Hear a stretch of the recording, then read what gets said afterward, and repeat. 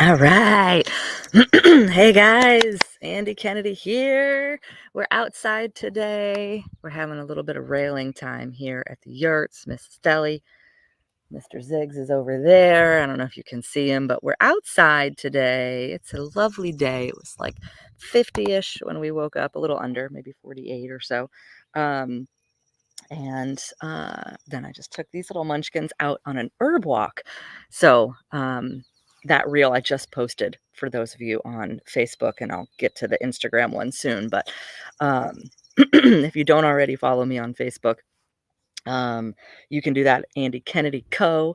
And I'll repost that reel to my business page. But that's for our YouTube watchers. Obviously, for those of you who are on Facebook, you're already following me because you're seeing this. But today is day 52 of Toxic Truths. And if you don't know, if you're new to this series, we're at the tail end of it. We're in the last 2 weeks section. And these 2 weeks, we are talking about the home. And so I wanted to come out here today to show our home. So this is our home. It's still in progress. You can see we're still missing some decking, but we're going to get to that hopefully soon here. Oops, I didn't go all the way around. So we have 2 yurts, and in those yurts, in the big yurt over there is our makeshift kitchen right now. And we are not cooking with any of these things right now. So I wanted to talk a little bit about that. For a very long time, we have had a pretty clean kitchen. In Steamboat, only the last 5 or 6 years in the house that we had in Steamboat 2, actually, we were in that house for 9 years. So we had a microwave in that house. We didn't have a microwave in our house, but previously. And so for a very, very, very long time, I'm talking like 1995 when I lived in Oregon to 2013, I did not have a microwave. So do the math on that. Um, and you know the debate is going to be probably ongoing, long going until we have some actual science, which I tried to look up just now and didn't find anything on microwaves and microwave cooking. But I want to address that first.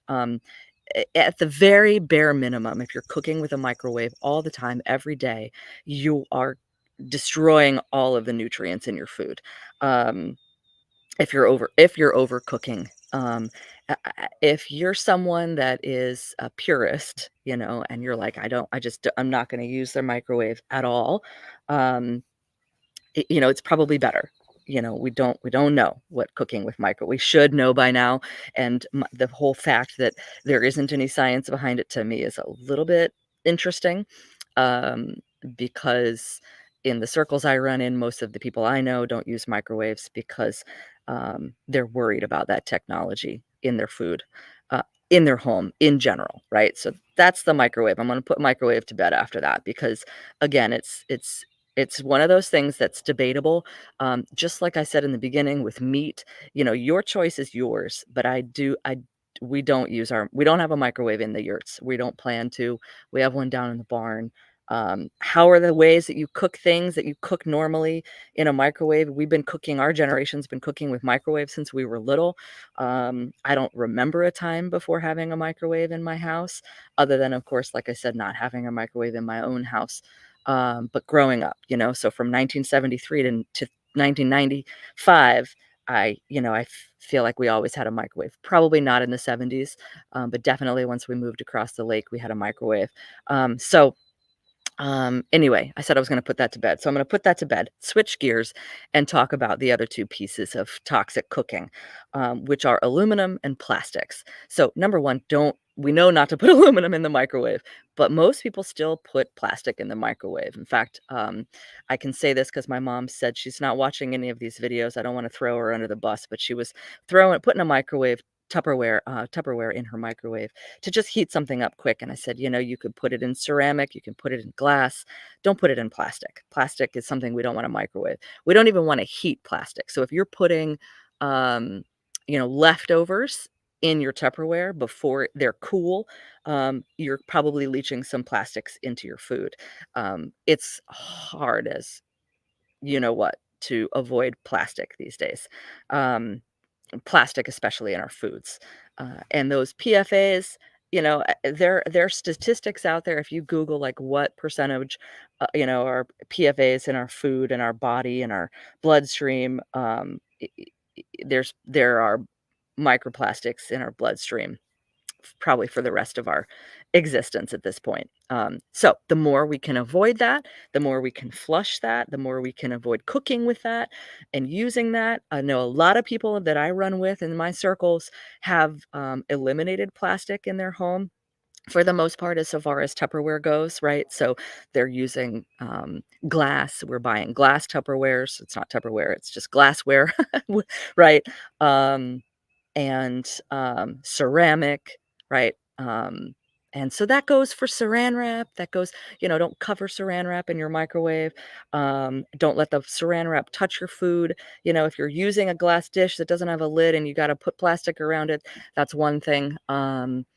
And um, Wrapping something up in plastic to take it with you, make sure that that food is cold if you're doing that. But if you can avoid plastic, more power to you because, what that's doing in our bloodstream is creating more free radicals and just more dis-ease in general.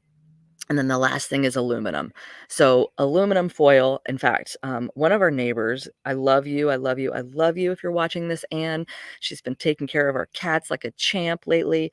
And I just so appreciate the love that we're getting from our neighbors in this new area that we live in Tennessee. So she was giving us fish. One of her neighbors, our neighbor, was is fishing trout out of the Clinch River and gives them to her day in and day out, which is amazing. So she's given a couple to us, but for lack of a better system, because she's also living kind of like us, a little bit off the grid. In an RV with simplified kitchen. So, throwing aluminum foil on wrapping the fish in the aluminum foil and throwing them on the stove just feels easy, right? But doing that over and over, and that's what I wanted to mostly address today too. This is about consistency. If you're using the microwave every once in a while,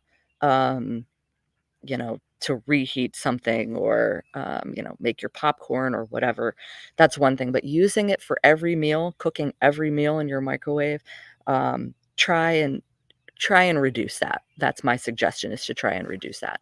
Um, but aluminum foil, so same. If you're heating aluminum foil, they say aluminum foil is safe up to 200 degrees. Well, we know that your oven, your stove top, your uh, grill, they all get hotter than that. In fact, our grill was up to 600 degrees when we were cooking the fish that we brought home from her a couple of days ago. And so what we did was gifted her as a thank you for watching the cats, this great fish grilling utensil that's also likely made from aluminum, but hopefully it's, a tougher steel than that or some kind of tougher metal, I should say, than that. But it's still not wrapping the whole fish in aluminum. It's just this grill that you put the fish in. It's a double-sided grill plate, and you put that on the grill or you put that over the fire. So finding tools like that, something for one, you're reusing something, So at some point in the next couple of the next week or so, I'm going to be talking about zero waste. I'll wrap up this whole series with the concept of zero waste as one of our toxic truths. Waste, I should say, the waste stream is the toxic truth, and living zero waste is our flip. And so that's what I'm hoping to provide you guys with all of these lives is not just calling attention to the toxic truth, but offering you a solution, offering you a flip. And so, for one, at the bare minimum, cooking on aluminum is wasteful because you're creating something that then you're going to throw away. And that's just, that's going right into the waste stream. I'm sorry if you think it's recyclable. It's not. It's got food waste on it and it's such a small piece of aluminum, it's that's not going to be recycled most likely. Um, so there's that. There's reducing your waste, right? But also taking in that aluminum at a core every single day, cooking it, it's releasing mercury into the food, and other toxins into the food. Aluminum, hasn't, and I Googled this as well, hasn't officially been linked to Alzheimer's. So is that an urban myth or is that a truth? Um, For me, I would rather not even risk getting anything like Alzheimer's and cooking naturally. Um, cooking with something that's reusable, cooking in a way that's avoiding those risks entirely, right? So, anyway, that's today's toxic truth from the outside of the yurt instead of staring at, our particle board wall. This is what Shambhala looks like. It's a beautiful, glorious day, spring day. You can tell it's spring. Everything's popping up. Like I said, I just did a reel on our plant finds this morning. So check that out. But anyway, that's today's toxic truths. We're down almost to the last week here. We are going week to week. And so I've done almost 4 weeks total, or sorry, that would be 60 days, 2 months, 8 weeks total. We're going to trickle into a little bit into April because I started a little late in February.